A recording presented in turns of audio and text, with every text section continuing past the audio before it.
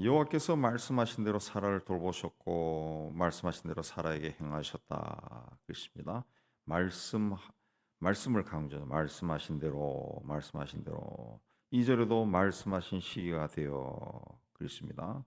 또 4절에도 하나님이 명령하신 대로 이 말씀하신 대로 그랬습니다. 하나님이 약속하신 것은 하나님이 반드시 지키시는 분이다. 이걸 강조하는 겁니다. 예. 그러니까 이삭이 태어난 것은 하나님의 말씀대로 된 것이다. 강조하는 겁니다. 예. 하나님은 말씀대로 역사하십니다.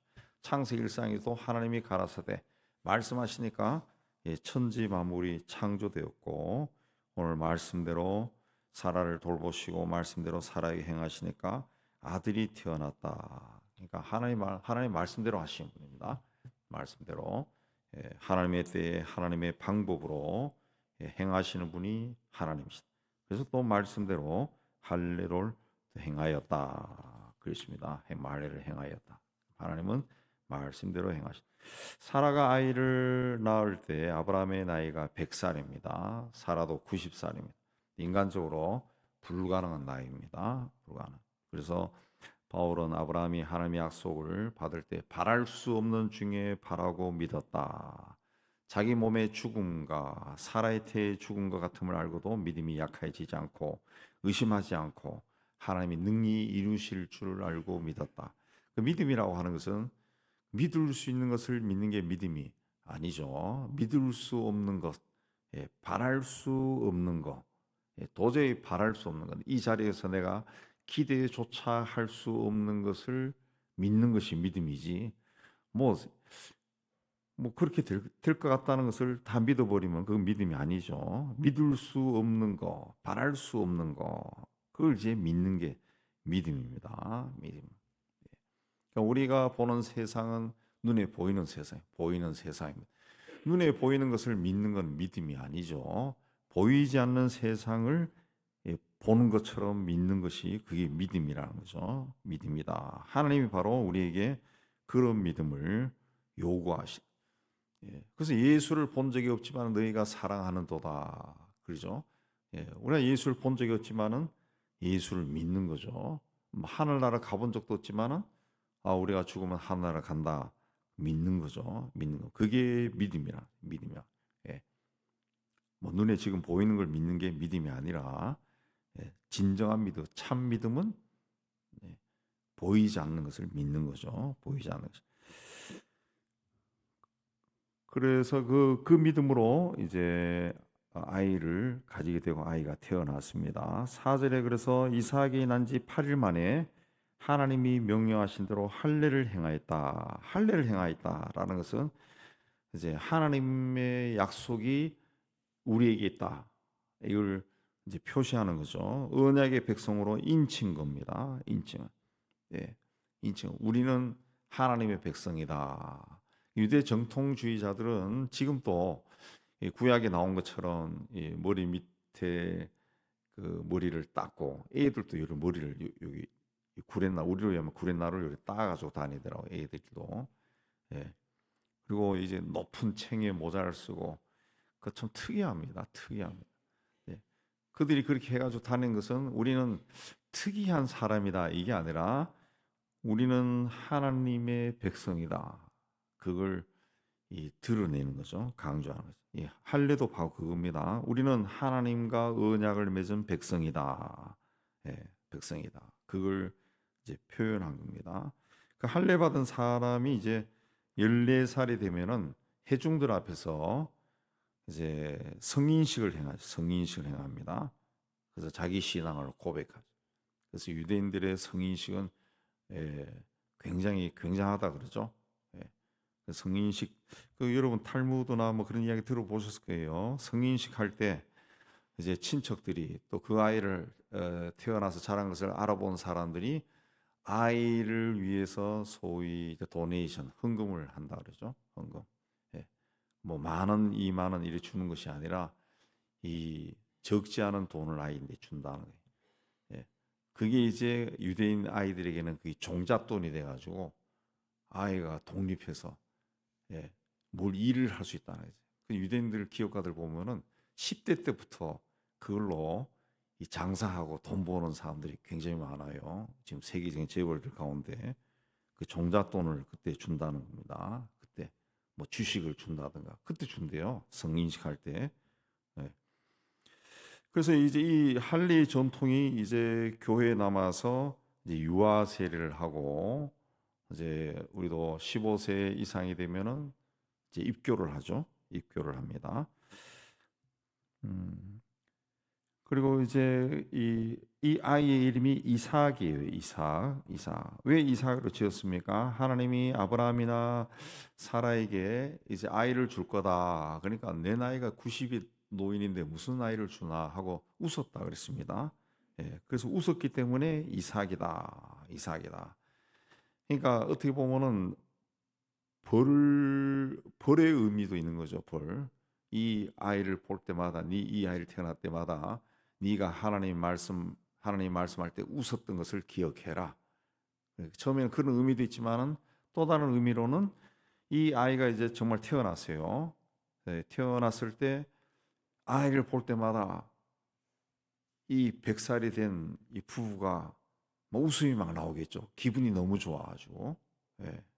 그냥 하나님은 처음에 내가 말하는 것을 비웃었다. 그런 의미에서 이삭이라 지어. 그렇게 했지만은 그 아이가 정말 태어나니까 그게 비웃음이 아니라 오히려 축복이 된 거죠. 축복이 된 거죠. 예.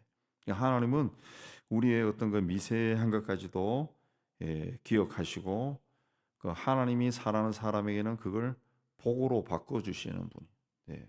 우리가 뭐 잘못했을 때 막 해초리 들고 죽으라고 패고 그래서 뭐 시실 앓다가 죽어버리고 그렇게 하는 하나님이 아니라 인간들은 그런 경우가 많죠. 근데 하나님은 우리가 실수한 것도 나중에 행복으로 바꾸는. 예. 웃었기 때문에 벌로 이제 애 이름은 이삭이라죠. 그래서 그 말 들었을 때 굉장히 놀랬겠죠. 그러나 정말 아이가 태어났을 때는 막 웃었다는 거예요. 정말 기뻐서 웃었다. 그랬습니다. 그 하나님은 그런 분이시다. 그런 분이 우리의 삶을 괴롭게 하고 힘들게 하고 그렇게 하겠냐? 아니라는 거죠. 여러분의 삶 속에 어떤 문제나 풀리지 않는 또 얽매이고 가로막힌 모든 문제들도 하나님이 웃음으로 바꿔줄 줄로 믿습니다. 자, 시간이 흘러서 아이가 젖을 뗄 때가 되었어요. 8절에 보면은 고대 근동 지역에서는 만 2살이 되면은 젖을 떼었다 합니다. 예, 젖을 뗄 때 우리나라 돌잔치처럼 잔치를 했다는 거죠. 잔치. 예, 그러니까 이때 이제 이스마엘의 나이는 14살 차이니까 한 16 정도 되는 거죠. 16이면은 이 시대로 이해하면 성인이죠, 성인. 근데 아브라함이 이제 하나밖에 없는 아들로 기용을 받고 어쨌든 종이 낳기는 했지만은 자라는데 이제 적자가 태어나니까 이제 환경이 달라졌습니다.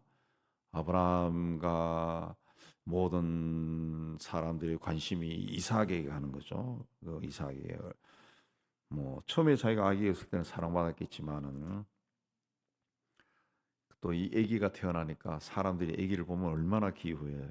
뭐 우리도 뭐 교회에서 아기들 보지만은 남의 아기라 그래도 아기들은 귀엽다고 아주 귀엽고 이쁘고 그 이삭이 태어나니까 그걸 이제 이 아이도 이제 자연스럽게 이제 그런 마음이 들었게 뭐 사람은 그 애나 어른이나 똑같으니까 시기 질투가 일어나겠죠.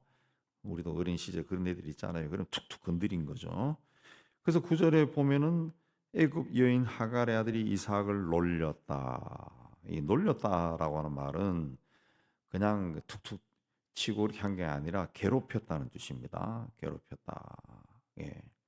종의 자식이 되어서 그 기질이 좀 나빠는지 이렇게 괴롭혔다는 그걸 보고 사라가 보고 화가 나서 이 여종과 그 아들을 내쫓아라 그랬습니다.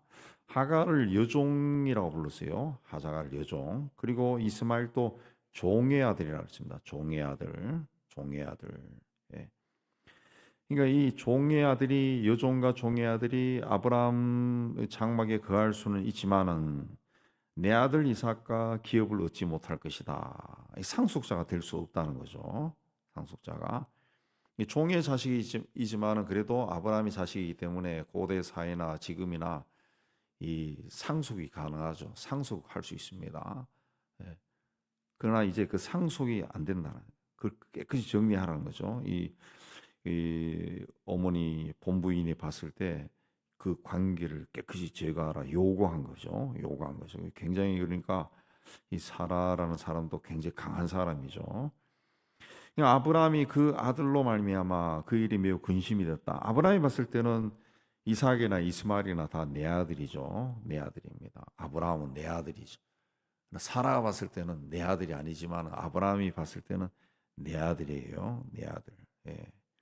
그래서 근심했다. 그랬습니다. 그때 이제 하나님이 12절에 아브라함에게 내 아이나 내 여종으로 말미암아 근심하지 말라 그랬습니다. 하나님 또 이 아브라함에게 그 이스마엘은 여종의 아들이다 그 이야기합니다. 여종의 아들. 그리고 이삭에서 난 자라야 넷이라 부를 것이다. 이삭에서 난 자야 넷이다. 이삭이 언약의 상속자고 약속의 시다. 그렇게 이야기했습니다. 예. 그래서 그 사라 말대로 한 거라는 거죠. 사라가 내게 이런 말을 다 들어라. 예. 그러나 여종의 아들 또 내시니 내가 그로 한 민족을 이루게 하리라.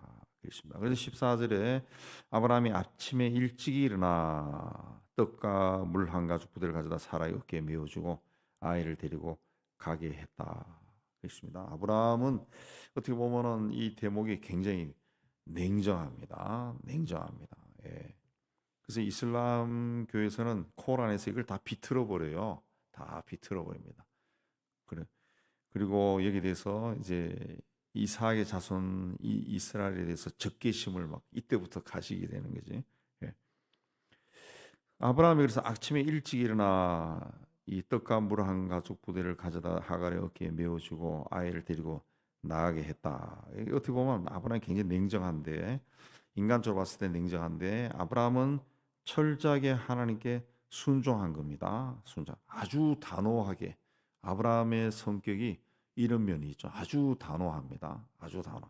예, 하나님 말씀이라 그러면은 뭐 다른 거 생각하지 않고 이해하고 그냥 아주 단호하게 지켜. 네 아들을 바쳐라. 그때도 아주 단호하게. 아무 말 없죠. 사흘 길을 걸어서 아무 말하지 않고 가서 제단 위에서 아이를 죽이려고 칼을 높이 들었다. 그래서 굉장히 단호한 사람. 아브라함이 그 주님의 뜻을 따른다라는 것이 바로 이런 겁니다. 뭐 이런저런 거 재고 계산하고, 예, 그렇게 따른 것이 아니죠. 근데 그런 거 계산하면 못 따라가죠. 다 정리하고 따릅니다. 따라갑니다. 예. 우리 뭐 이런 얘기는 조금 그러지만 우리 목사님들이나 선교사님들 제가 만나가지고 이야기하면 요새 막 집값 올라오고 가면 막 이제 노년의 생활이 막 불안해지고 힘들잖아요. 농담처럼 당신 대학에서 전공한 대로 지금 쭉 나왔으면은 한 자리에서 근데 뭐하러 이 길 들어와서 그런 고생하노? 그러면은 뭐 다 웃고 그러지만 대부분이 자기는 이 길 잘 걸어왔다고. 예. 그렇게 말하는 사람이 태반이에요. 다 태반. 예. 그러니까 처음에 그 길 걸어갈 때 고민 안 했던 사람이 어디 있어요? 다 이 길을 택할 때 10년, 20년 들어가면은 우리 친구들은 이렇게 됐을 거고, 그러면 그걸 견딜 수 있을까? 내가 극복할 수 있을까? 다 그런 고민 다 하죠. 다 했더라고. 다 하고. 그러니까 지금 이러하다 할지라도 그에 대해서 뭐 그다지 걱정하지 않고. 예. 어떤 친구들은 뭐 선교사로 들어온 친구들도 뭐 제가 누구 이야기 들으면 너무 이 대책이 없어가지고 임대주택 들어간 사람도 있고, 또 요즘은 또 그런데 생각이 아주 깊은 분들이 많아가지고 평신도들이 당대에 큰 돈을, 우리나라가 그런 사람들이 꽤 많더라고요. 부동산이나 아니면 뭐 IT나 이런 걸 해가지고 상상할 수 없는 돈을 번 사람들이 있더라고. 근데 그런 사람들이 땅을 크게 사가지고 거기에 선교사들이 돌아와서 정착할 수 있는 그런 집을 짓고 수용해주고 저렴하게 그런 분들도 있어요. 미국에는 그런 분들이 많아가지고 한국 선교사들이 은퇴한 사람들이 미국에 있는 그런 선교사촌 그 국적 불문하고 다 받아주니까 그쪽에 가서 많이 산다더라고요. 네. 하나님이 또 이 다 그렇게 정리해 주시는 거죠. 정리해 주. 그러니까 이 하나님께 순종한다라고 하는 것이 그 쉬운 일이 아니에요. 결단을 해야 된다는 거죠. 그 결단할 때는 단호하게 하는 거죠. 단호하게. 뭐 앞으로 이렇게 했을 때는 이런 일이 날 건가 뭐 그런 생각 안 하는 거죠. 그냥 하나님이 말씀하시니까 하나님 오늘 또 말씀 보면 말씀대로 그랬죠. 하나님이 말씀하시니까 내가 믿는 하나님이니까 이분은 천지 만물을 지은 하나님이니까 그런다. 아멘. 아멘. 그런 거죠. 제가 어제도 어떤 뉴스 보다가 예루살렘 그쪽 쫙 전경이 나오더라. 쫙 전경이 나오더라. 그 예루살렘 같은 경우는 그 몇천 년 된 도시 아니에요. 몇천 년 도시. 예. 야, 저기를 몇천 년 동안 저기 사람들이 살면서 수없이 많은 전쟁을 하고 많은 사람이 죽고 막 저기서 막 오만 가지 일들이 다 일어나는데 야, 저 도시를 창조하신 분이 있구나. 하나님은 저걸 어떻게 창조했을까? 물론 말씀대로 창조했다 그러지만은 저 산과 땅과 저기 사는 수많은 사람들 몇천 년 동안 내려온 저기 살았던 수천만 명을 어떻게 하나님이 지으셨을까? 하나님은 그럼 어떤 분일까? 물론 뭐 예수를 통해 인간으로 오셔서 그 모습이다 하지만은 하나님이 우주를 만드셨다. 그럼 우주보다 더 큰 분인데 하나님은 어마어마한 거인일까? 이 나이가 돼서도 그런 생각이 들더라고요. 어마어마한 거인일까? 어떻게 하셨을까? 우리는 그 하나님이 그렇게 우주 만물을 창조하셨다고 믿는다고. 그 인간으로서는 인간의 이성으로는 상상이 안 되는 거죠. 그래서 가끔 불신자들을 친구들 만나면 그렇게 했어요. 상상이 안 되니까 나는 그 못 믿어. 그런 사람이 있더라고. 예. 근데 우리는 그걸 믿는다. 그러면 그분이 그렇게 하라고 하면은 그 우리가 거절할 수 있습니까? 이 자식도 하나님이 주신 건데 하나님의 뜻이지. 나도 이제 얼마 후면 죽는데 내가 완해요, 싫어요 할 수 없어요. 할 수 없죠. 하나님이 그 즉시 그러면 그래 임마 그럼 니대로 가 하고 손으로 탁 치면 그냥 죽는 거예요. 그냥. 근데 어떻게 알아? 아브라함의 이 믿음은 이미 하나님이 어떤 분인가 거기에 대한 신앙 고백이 있는 겁니다. 그러니까 하라 그러니까 그대로 했다 그랬습니다. 그래서 하갈과 이스마엘은 이제 떠나간 겁니다. 그리고 물이 떨어졌을 때 하갈이 막 소리내어 우니까 하나님이 불러서 또 그들을 보호해 주신 거죠. 그래서 20절에 하나님이 그 아이와 함께 계심에 그가 장성하여 광야에 거주하며 활 쏘는 자가 되었다. 활 쏘는 자. 창세기 25장에 보면은 그 형제 맞은편에 거하였다. 그런데 그 맞은편에 거했다라고 하는 것은 이스라엘 사람들과의 적대 관계 속에 이제 살게 되었다는 거죠. 이스마엘이 이삭을 생각할 때 굉장히 기분 나쁘겠죠. 평생 기분 나빴을 겁니다. 적대적인 관계를 가지고 살았다. 그리고 그 이삭의 아내 이스마엘의 아내도 어머니가 애굽 땅에서 아내를 얻어 주었다. 원래 하갈이라는 사람이 애굽 사람이에요. 애굽 사람. 또 애굽 가까이 살았기 때문에 애굽 여인을 또 며느리로 삼은 겁니다. 예. 원래 그 하갈이나 그 아들 이스마엘은 아브라함의 장막에 살고 있을 때 복을 받게 됩니다. 복을 받아 누리고 복의 근원이 될 수 있어요. 그럼 아브라함의 장막에 살 때는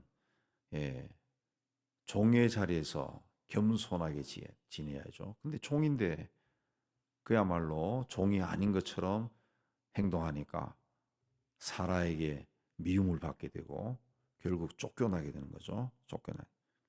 예. 그리고 광야에 거하게 되고 아브라함의 후손과 적대 관계 속에 살게 된 거죠. 그래서 이 갈라디아 4장에 보면은 여종에게서 난 이스마엘을 육체를 따라 난 자라 그러고 사라에게서 난 자를 약속의 자녀다 그렇게 이야기합니다. 육체. 인간의 생각에 따라서 안 해도 되는 일로 태어난 애가 이 이스마엘이고 사라는 하나님의 말씀에 따라 태어난 거죠. 말씀에. 예수 그리스도께서 아브라함의 자손으로 태어난 것, 이삭의 후손으로 태어난 것은 바로 그 믿음의 후손이라고 하죠. 예수를 믿는 자도 다 이 믿음의 후손이라는 거죠. 예. 믿음의 자손이라는 거죠. 믿음이 항상 말씀드린 것처럼 보이지 않는 세계를 믿는 거죠. 보이지 않는 세계를 믿는 건데 바로 예수 그리스도가 성령으로 잉태되었어요. 예, 믿을 수 없는 일로 또 태어난 거죠. 예, 성령으로 잉태된 거. 100살에 태어난 이삭이나 성령에 의해서 태어난 예수님, 하나의 어떤 상징적인 사건이죠. 아브라함과 사라는 자식 문제만큼은 희망을 가질 수 없는 상황에 놓였습니다. 사람으로서는 할 수 없는 그 거의 100살 꽉 찬 나이였죠. 그러나 하나님께서 그들에게 아이를 주셨다. 그래서 이삭이란 이름을 얻었다. 그랬습니다. 그래서 그 아이를 볼 때마다 하나님의 약속이 생각나고 막 웃음이 났다. 그랬습니다. 그때 이제 하갈과 그 아이가 떠나가고 뭐 이렇게 했을 때 22절에 아비멜렉과 군대 장관 비골이 찾아왔다. 블레셋 사람들입니다. 블레셋 사람들 찾아와서 먼저 아브라함에게 평화 조약을 맺자 그렇게 이야기합니다. 왜 평화 조약을 맺자 그러는가 하면은 22절에 내가 무슨 일을 하든지 하나님이 너와 함께 계시도다. 그렇지만 간단하게 되어 있지만은 아브라함이 그 굉장히 번성한 것을 이제 본 겁니다. 원래 조약을 먼저 제안하는 쪽은 약한 쪽이 제안하죠. 이거 불리하다 싶으면은 평화 조약 맺읍시다. 그렇게 하는 거죠. 예. 이들이 아브라함이 하나님이 항상 함께해서 뭔가 저 사람의 신이 함께해서 이게 뭔가 잘 되는 거예요. 그래서 두려움을 느껴서 와서 우리 후손들을 위해서 조약을 맺자. 그렇습니다. 조약을 맺자. 그렇습니다. 예. 우리 조상들은 이런 마음으로 살아야 됩니다. 네.